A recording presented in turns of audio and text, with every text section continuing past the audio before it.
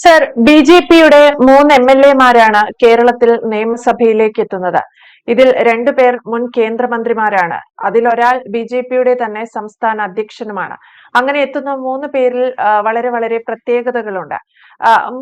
മൂന്ന് പേർ ബി.ജെ.പിയുടെ 3 എം.എൽ.എമാർ കേരള നിയമസഭയിലേക്ക് കൂടി എത്തുമ്പോൾ ബി.ജെ.പിയുടെ കേരളത്തിന്റെ ഭാവി രാഷ്ട്രീയം അതെന്താണ്?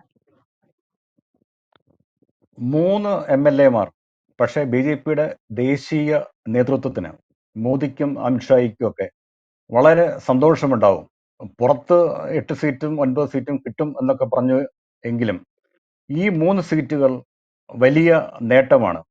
ആസാം നിലനിർത്തി കേന്ദ്രത്തിനെതിരായി നിലയുറപ്പിച്ച 2 ശക്തരായ പ്രതിപക്ഷ ഭരണാധികാരികളെ, മമതാ ബാനർജിയെയും സ്റ്റാലിനെയും പുറത്താക്കി അരവിന്ദ് കെജ്രിവാളിന്റെ ഡൽഹി പരാജയത്തിന് ശേഷം സത്യം പറഞ്ഞാൽ ഇവിടുത്തെ 3 സീറ്റുകൾ ഡബിൾ ത്രിമധുരമാണ് ബി.ജെ.പിയുടെ ദേശീയ നേതൃത്വത്തിന്.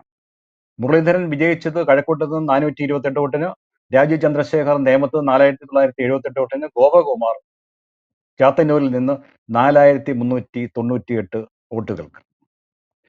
ആദ്യമായി ഒന്നിലധികം അംഗങ്ങൾ ബി.ജെ.പിക്ക് നിയമസഭയിൽ ഉണ്ടാകുന്നു. 3 അംഗങ്ങൾ. സത്യം പറഞ്ഞാൽ ഇത് കേരള രാഷ്ട്രീയം ബൈപ്പോളർ രാഷ്ട്രീയത്തിന്റെ അന്ത്യമാണ്.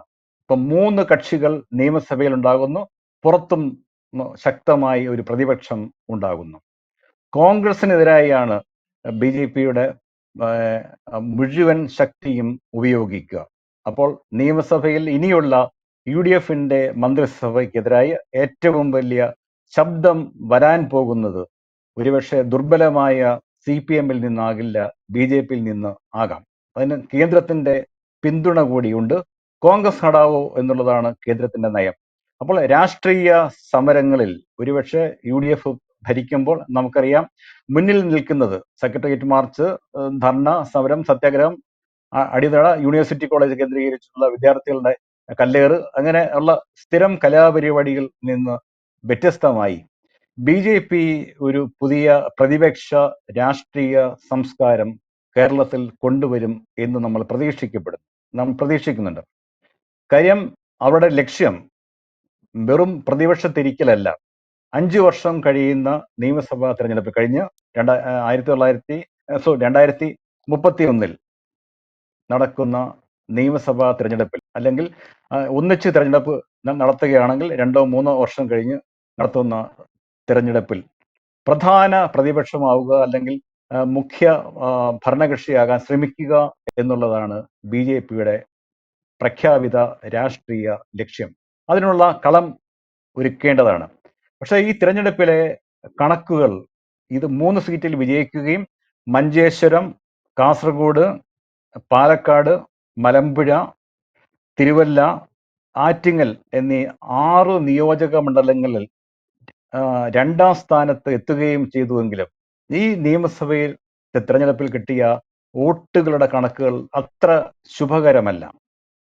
കാര്യം ഇവിടെ കിട്ടിയത് 14.3% വോട്ടുകളാണ് എന്നാണ് കണക്കുകൾ സൂചിപ്പിക്കുന്നത്. കഴിഞ്ഞ തദ്ദേശ സ്വയംഭരണ സ്ഥാപന തിരഞ്ഞെടുപ്പിൽ 14.71% വോട്ടുകളാണ് ബി.ജെ.പി നയിക്കുന്ന NDAക്ക് ലഭിച്ചത്. 2024 ലോക്സഭാ തെരഞ്ഞെടുപ്പിലാണ് ചരിത്രത്തിലെ ഏറ്റവും ഉയർന്ന വോട്ട് ശതമാനം NDAക്ക് ലഭിച്ചത്. അന്ന് 19.40%. ഇതിലെ BDJS ആണ് 22 സീറ്റുകളിൽ ഇത്തവണ മത്സരിച്ചത്. 2020 എന്ന കക്ഷി, പുതിയ സഖ്യകക്ഷി 19 സീറ്റുകളിലും മത്സരിച്ചു. ഏതാണ്ട് 3% താഴെ വോട്ടുകൾ മാത്രമാണ് ഈ 2 പ്രമുഖ സഖ്യകക്ഷികളും കൂടി നേടിയിട്ടുള്ളത്. അവരെ മത്സരിച്ച എല്ലാ സീറ്റുകളിലും വോട്ടിംഗ് നില പരമ ദയനീയമായിരുന്നു. ഒരുപക്ഷെ BDJS, ഞാൻ നേരത്തെ ഒരു പരിപാടിയിൽ പറഞ്ഞതുപോലെ, കടലാസിൽ മാത്രം അവശേഷിക്കുന്ന ഒരു കക്ഷിയാണ്. ഈഴവ സമുദായത്തിന്റെയും ഒക്കെ പാർട്ടിയായി നിലവിൽ വന്ന പാർട്ടിയായിരുന്നു. ഈഴവ കമ്മ്യൂണിറ്റിയിലേക്കും പിന്നോക്ക സമുദായത്തിലേക്കും ബി.ജെ.പി അല്ലെങ്കിൽ സംഘപരിവാർ രാഷ്ട്രീയം കടത്താനുള്ള ഒരു പാലമായിട്ടാണ് അവർ അതിനെ കണ്ടതും. പക്ഷെ പിൽക്കാലത്ത് പാർട്ടി ശോഷിക്കുകയും ബി.ജെ.പിയിലേക്ക് ഈഴവ സമുദായത്തിൽ നിന്നുള്ള ആൾക്കാർ നേരിട്ട് എത്തുകയും ചെയ്തു. അപ്പം പാർട്ടിയുടെ ഒരു ആവശ്യം സത്യം പറഞ്ഞാൽ ഇപ്പോൾ ഇല്ല. 2020 രാഷ്ട്രീയ പാർട്ടി ഈ പ്രാവശ്യം സിനിമാ താരങ്ങളെയും സഹതാരങ്ങളെയും ഒക്കെ പല പ്രധാനപ്പെട്ട സ്ഥലങ്ങളിൽ നിർത്തിയെങ്കിലും അവർക്ക് പരമ്പരാഗതമായി എറണാകുളം ജില്ലയിൽ കിട്ടിക്കൊണ്ടിരുന്ന ഒരു പിന്തുണ പോലും ഇവിടെ കിട്ടിയില്ല. ക്രിസ്ത്യൻ പശ്ചാത്തലമുള്ള വോട്ടർമാരായിരുന്നു അവരുടെ പിന്തുണക്കാർ. അവരുടെ വോട്ട് പോലും നിലനിർത്താൻ പല മണ്ഡലങ്ങളിലും 2020 കഴിഞ്ഞില്ല. അപ്പൊ ഈ രണ്ട് സഖ്യകക്ഷികളും പരാജയപ്പെട്ടു എന്നിടത്തായിരിക്കാം വോട്ടിംഗ് ശതമാനം കൂടിയില്ല എന്ന് മാത്രമല്ല നാമമാത്രമായി കുറയുകയും ചെയ്തു. അപ്പോൾ ഇപ്പോഴത്തെ ഒരു സാഹചര്യത്തിൽ BJPക്ക് നിയമസഭയിൽ നല്ല പ്രാതിനിധ്യം ലഭിക്കണമെങ്കിൽ കുറഞ്ഞ പക്ഷം 5 വർഷം കഴിഞ്ഞിട്ട് മുഖ്യ പ്രതിപക്ഷമെങ്കിലും ആകണമെങ്കിൽ CPM-നെ കടത്തിവെട്ടണമെങ്കിൽ ഈ സ്ഥിതിയിൽ നിന്നും മാറി കുറഞ്ഞ പക്ഷം 20% മുകളിൽ വോട്ടിലേക്ക് ഇവർ ഉയരേണ്ടതുണ്ട്. അതിനുള്ള വഴി നേരത്തെ പറഞ്ഞിട്ടുണ്ട്. CPM-ന്റെ പരാജയത്തിന് പ്രധാനപ്പെട്ട പങ്ക് വഹിച്ച ഒരു ഘടകം, അത് നേരത്തെ തന്നെ ഈഴവ സമുദായം ആണ് CPM-ന്റെ നട്ടെല്ല്. ഈഴവ സമുദായം CPM-ന്റെ മാത്രമല്ല CPI-യുടെയും വോട്ടർമാരിൽ നല്ലൊരു ശതമാനം ഈഴവ സമുദായത്തിൽപ്പെട്ട ആൾക്കാരാണ്. ഇവര് സംഘപരിവാർ രാഷ്ട്രീയത്തിലേക്കും BJP-യിലേക്കും ഉള്ള അവരുടെ ഒരു പ്രയാണം ആരംഭിച്ചിരുന്നു. സത്യത്തിൽ മോഡിയുടെ ആരാധകരാണ് ഈഴവ സമുദായത്തിൽ നിന്നും ഇങ്ങോട്ട് വന്നിട്ടുള്ള ആൾക്കാർ. അവരെ നേരിട്ട് ആകർഷിക്കുക എന്നുള്ളതാണ് BJPക്ക് ഇനി ചെയ്യാനുള്ളത്.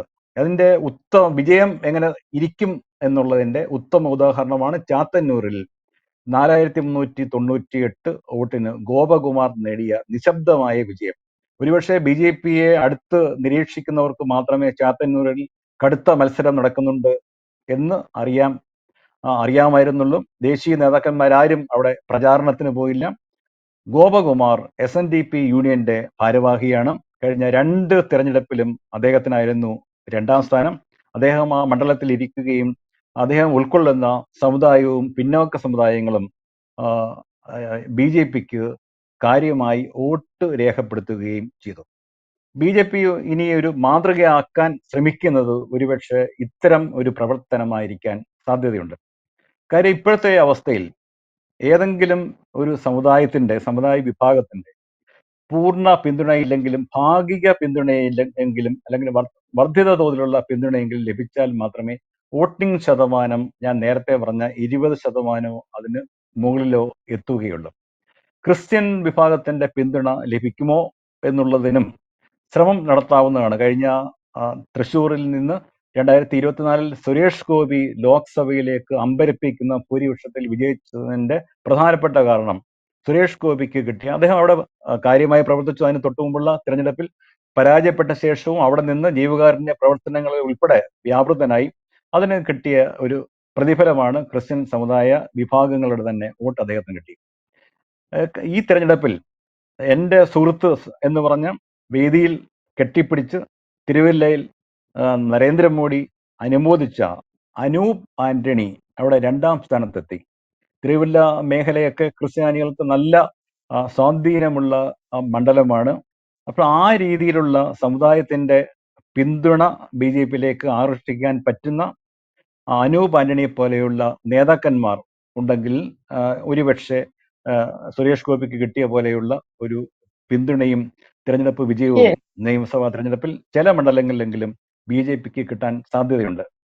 പക്ഷേ ക്രിസ്ത്യൻ വിഭാഗത്തിന്റെ പിന്തുണയുള്ള പ്രാതിനിധ്യമുള്ള ഏതെങ്കിലും കേരള കോൺഗ്രസ് ഘടകം അവർക്ക് കേന്ദ്രമന്ത്രി സ്ഥാനങ്ങളോ മറ്റോ വാഗ്ദാനം ചെയ്ത്, എൻ്റെ വിശ്വാസം അതാണ്, ആസന്ന ഭാവിയിൽ BJP നയിക്കുന്ന NDA മുന്നണിയിലേക്ക് വന്നുകൂടായില്ല.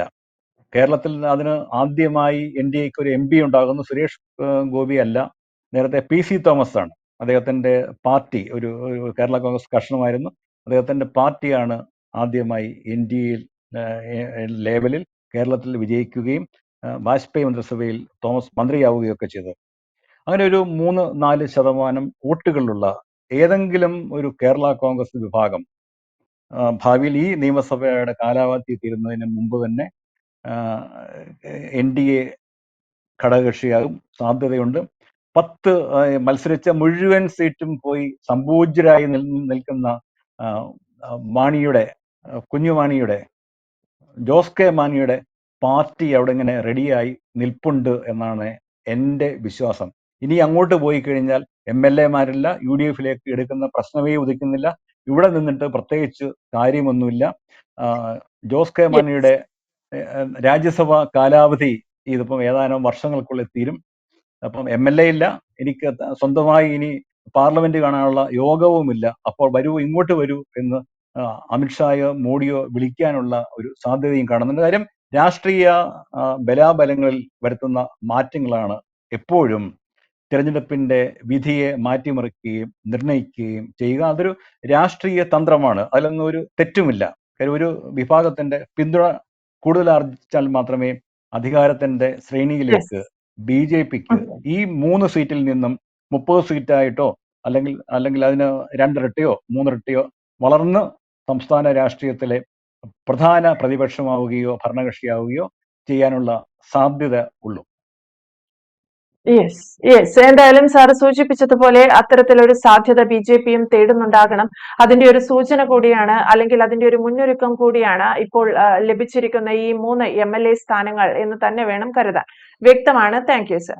കൂടുതൽ വാർത്തകളും വിശേഷങ്ങളും നിങ്ങളിലേക്ക് എത്താൻ ABC മലയാളം സബ്സ്ക്രൈബ് ചെയ്യുക, ബെൽ ബട്ടണും അമർത്തുക.